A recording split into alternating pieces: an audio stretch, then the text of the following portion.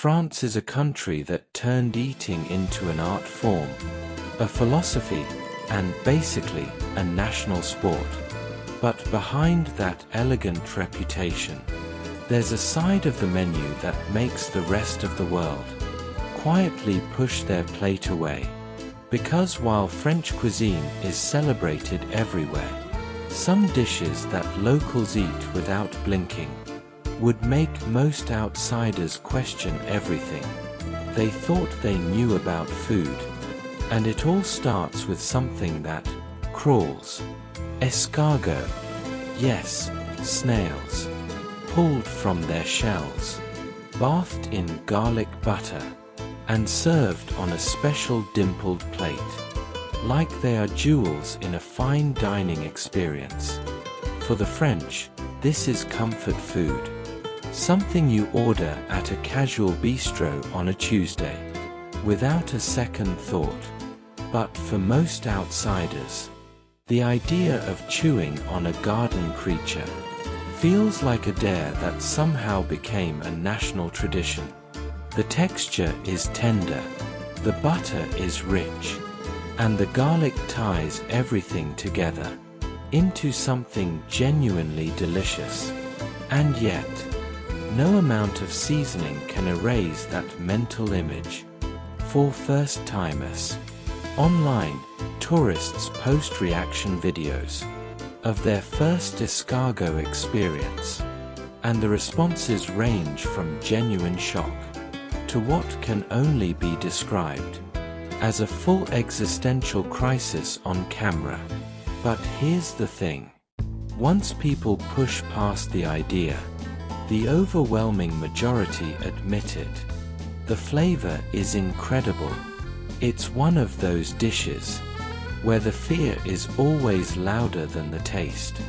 Then comes something even more polarizing. Foie gras. This one doesn't just challenge taste buds. It sparks full-blown debates.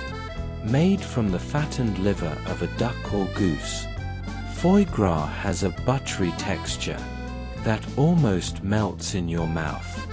In France, it's a delicacy, something you find on Christmas tables, at weddings, and in Michelin-starred restaurants, as if it belongs nowhere else.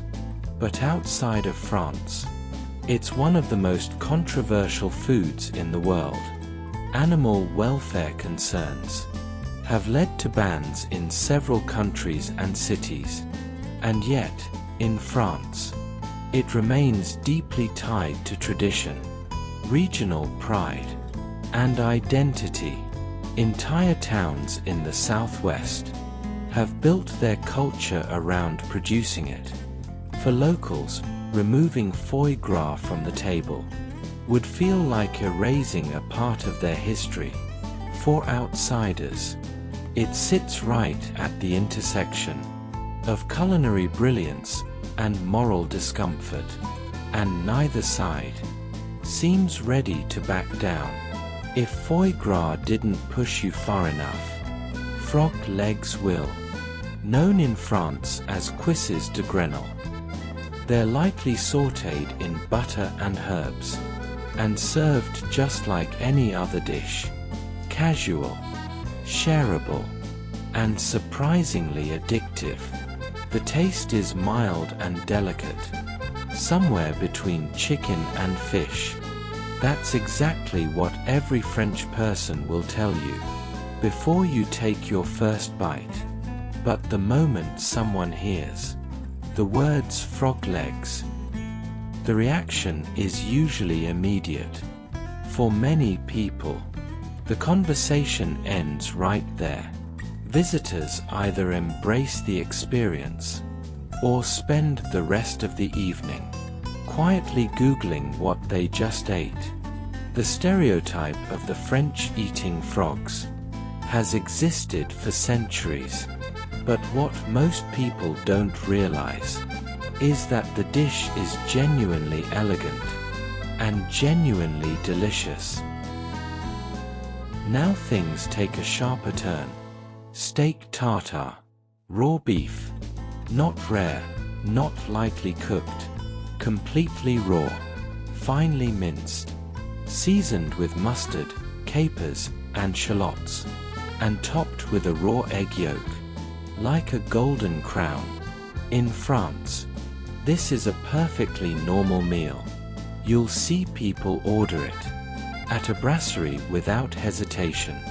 But in cultures where cooking meat thoroughly is almost a rule, steak tartare looks like a risk. The flavor, however, is sharp, fresh, and surprisingly satisfying.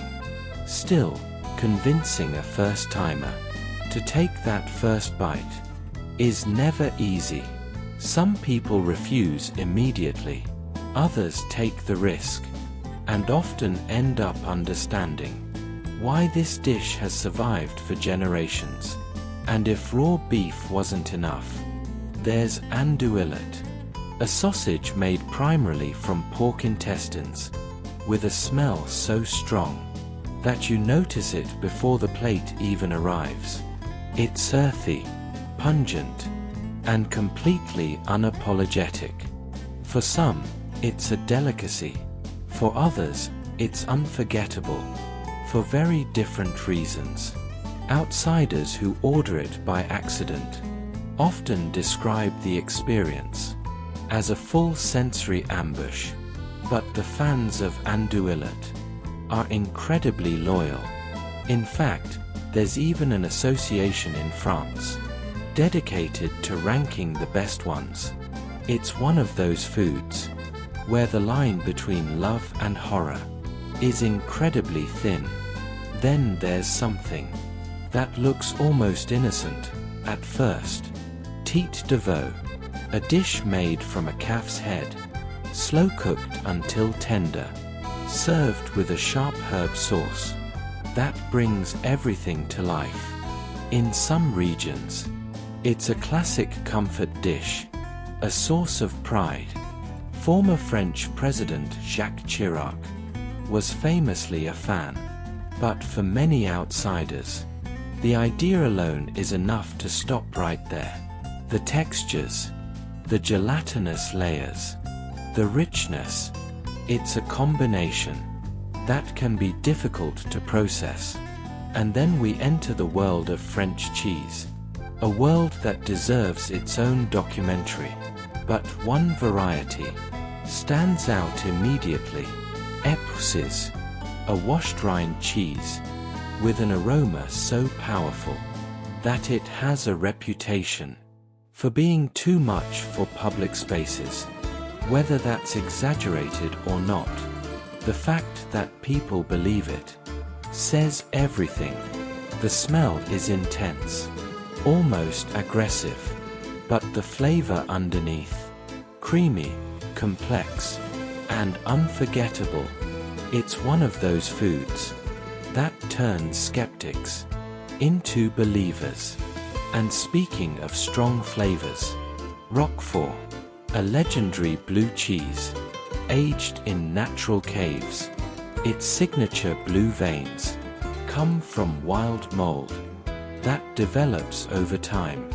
The taste is sharp, salty, and deeply distinctive. For cheese lovers, it's paradise. For others, it looks like something that went very, very wrong. And yet, it's one of the oldest protected foods in France, a true piece of culinary heritage. And still, this is only the beginning. Now let's move into something that sounds elegant, but hides a surprising truth. Sweetbreads. Despite the name, there's nothing sweet about them. They are actually the thymus gland of a calf. But when prepared by a skilled chef, they become something extraordinary. Golden and crispy on the outside, soft and creamy on the inside. In French cuisine, they're considered a delicacy, but the moment someone discovers what they really are, things change. It's one of those dishes where the name does most of the work, and the truth comes later. Then there's pigeon. In many countries, pigeons are just city birds, something you see in parks or on sidewalks. But in France, pigeon is part of fine dining, carefully raised, expertly prepared, and served with the same respect as duck or quail. It has been part of French cuisine for centuries. Once you understand that, the idea becomes a little easier to accept. Now, something that scares people before they even see it. Boudin noir, a blood sausage made from pork blood, fat, and spices. The name alone is enough to make some people step back. But when cooked properly, it develops a rich, deep flavor, often served with apples or mashed potatoes.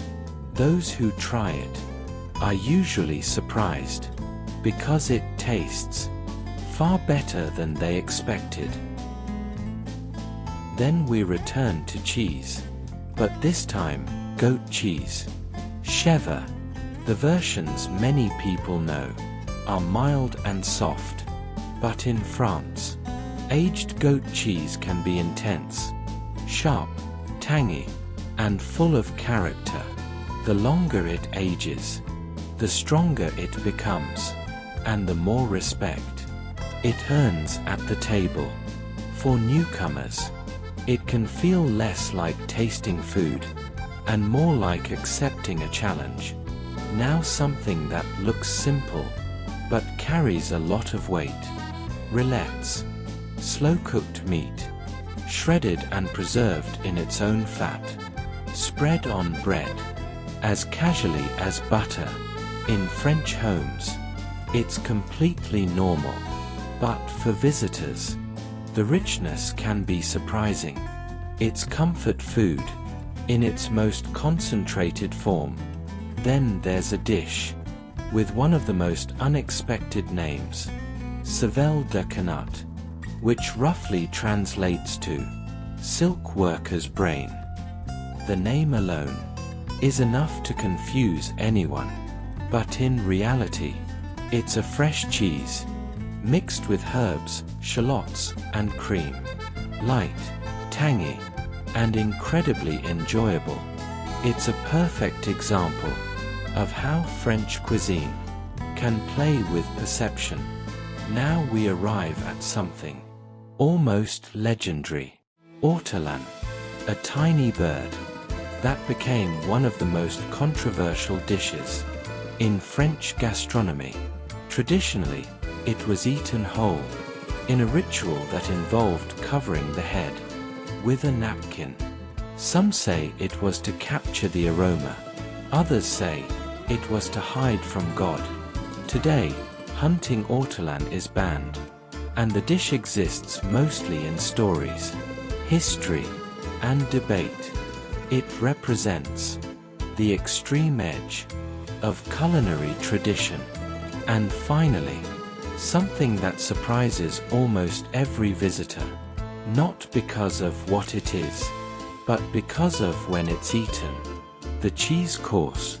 In France, cheese is not a side dish. It's not a snack. It's its own moment, served after the main course, before dessert. No distractions, no extras, just cheese on a plate, respected for what it is. For the French, skipping it would feel incomplete, like ending a story before the final chapter. Because in France, food is never just food. It's time, it's tradition, it's identity, it's a way of bringing people together. These are foods that much of the world would think twice about, maybe even 3 times, before taking a bite. From snails in garlic butter to dishes that challenge every expectation, French cuisine is as fearless as it is refined.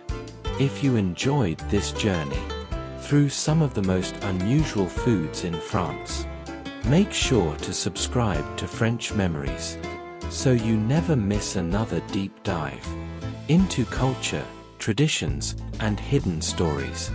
And tell me in the comments, where are you watching from?